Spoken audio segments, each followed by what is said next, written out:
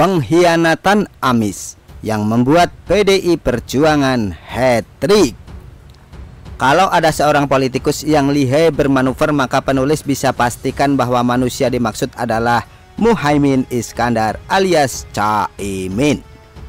Caimin panggilan akrabnya, memiliki intuisi yang tajam sehingga cukup baginya menjadi modal dalam melakukan akselerasi yang lincah seperti kancil.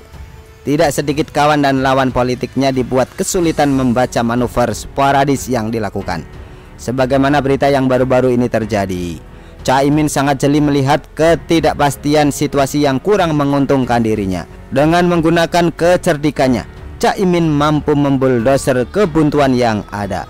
Mungkin telah kita ketahui bersama di mana kubu Gerindra tidak kunjung memberi kepastian kepada Ketua Umum PKB secara resmi sebagai bakal calon pendamping Prabowo di Pilpres 2024. Terlebih dengan bergabungnya PAN dan Golkar yang membuat kesepakatan membentuk Koalisi Kebangkitan Indonesia Raya KKIR, tentu saja perkembangan ini dipandang tidak menguntungkan bagi Ketua Umum PKB, sehingga dia berinisiatif melakukan terobosan dengan melakukan lobby ke pihak Koalisi Perubahan untuk Persatuan KPP, di mana Anies yang diusung sebagai baca pres masih jomblo.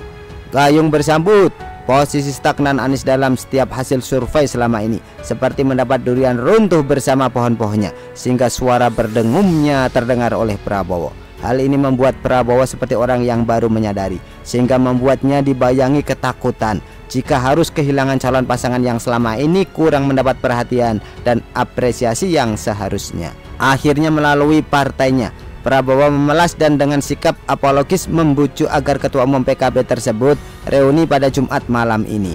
Belum ada perkembangan informasi berkaitan dengan rencana pertemuan itu. Sampai akhirnya pada pagi hari ini, penulis mendapat informasi bahwa pertemuan yang rencananya dilakukan tadi malam itu dibatalkan oleh pihak Caimin. Sehingga bisa disimpulkan bahwa sikap Prabowo menunjukkan setidaknya apa yang dilakukan Caimin berhasil meningkatkan bargaining position di mata seorang Ketua Umum Gerindra. Sebetulnya baik sikap dari KKIR yang sekarang menjadi Koalisi Indonesia Maju KIM dengan Koalisi Perubahan untuk Persatuan memiliki pertimbangan yang tidak jauh berbeda.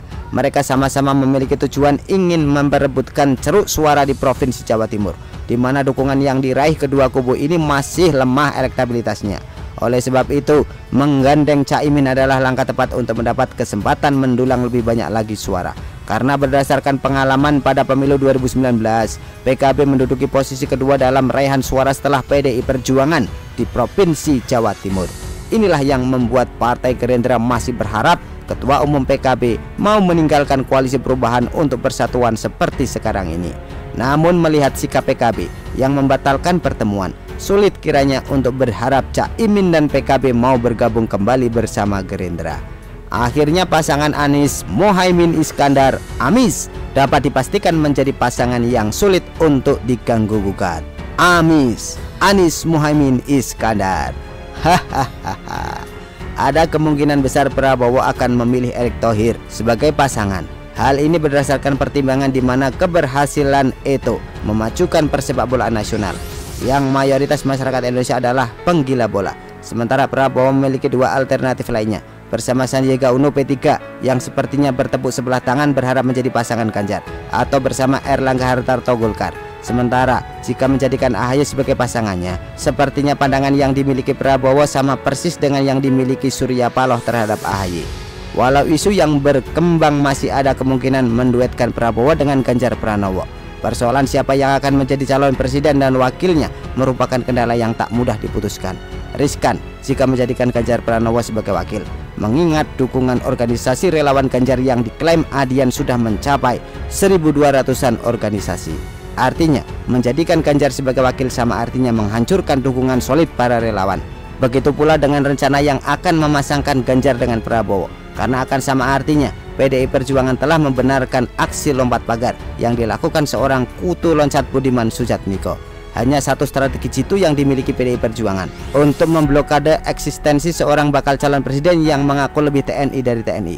Tentunya orang yang dimaksud juga harus dari TNI yang memiliki rekam jejak bersih dari kejahatan kemanusiaan yang dilakukan. Dan orang dimaksud tidak lain adalah Muhammad Andika Perkasa. Merdeka. Begitulah kura-kura. Artikel diambil dari show.com, ditulis oleh Rasto. Bagaimana menurut Anda?